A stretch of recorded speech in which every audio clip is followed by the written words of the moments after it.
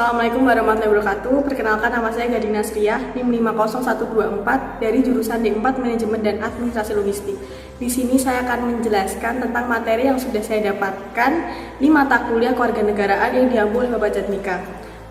Materi yang pertama yaitu bela negara. Bela negara sendiri ialah suatu konsep yang disusun oleh perancang perundangan dan petinggi negara tentang patriotisme seseorang, suatu kelompok, ataupun lain-lain yang terdapat dalam negara tersebut untuk mempertahankan eksistensi negara.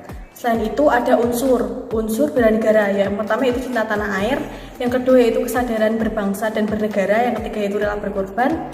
Dan ada juga tujuan bela negara. Tujuan dari bela negara sendiri yaitu mempertahankan kelangsungan hidup, melestarikan budaya, dan menjalankan nilai-nilai Undang-Undang Dasar 1945. Yang terakhir yaitu ada fungsi dari sikap bela negara. Fungsinya yaitu mempertahankan negara dari ancaman dan menjaga keutuhan wilayah Indonesia.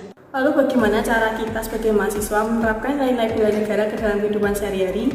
Kita sebagai warga negara Indonesia, kita harus memiliki rasa cinta tanah air, rela berkorban, dan berpatriotisme tinggi. Untuk itu, sebagai mahasiswa kita bisa melakukannya dengan cara belajar bersungguh-sungguh agar kita dapat menciptakan inovasi-inovasi yang baru untuk negara ini. Dan kita dapat melestarikan budaya Indonesia dan memperkenalkan budaya Indonesia ke rancah dunia.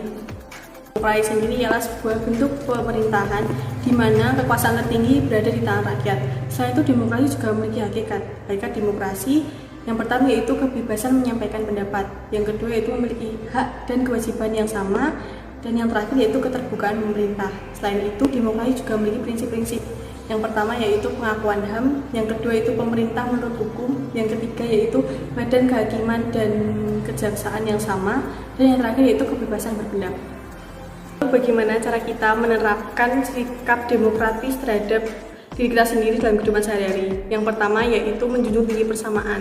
Yang kedua yaitu dengan cara kita membudayakan musyawarah dan mufakat. Yang ketiga yaitu membudayakan sikap adil.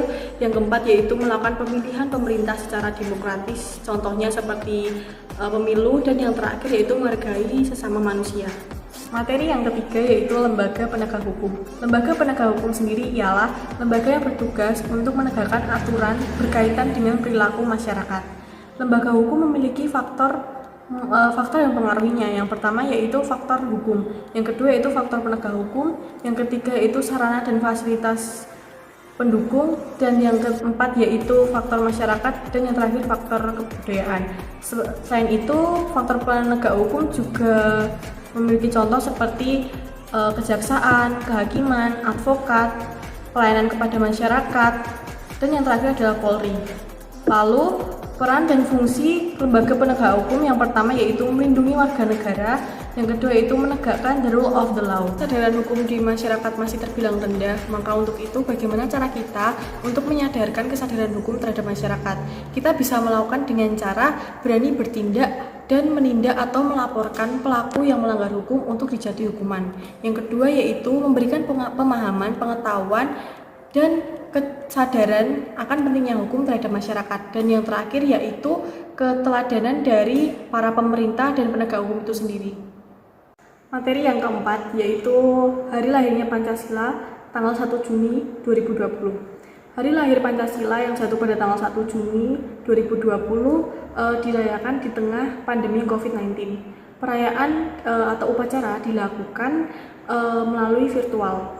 Bapak Jokowi berpesan dalam pidatonya agar kita semua untuk menggerakkan persatuan dan kesatuan, menggerakkan rasa kepedulian terhadap sesama, memperkokoh persatuan dan gotong royong untuk meringankan beban sesama. Lalu bagaimana cara kita untuk mengamalkan nilai-nilai Pancasila di tengah pandemi seperti ini? Seperti pesan Bapak Jokowi, agar kita untuk terus berinovasi, berkreasi, dan berprestasi, maka kita memiliki peluang untuk menciptakan itu.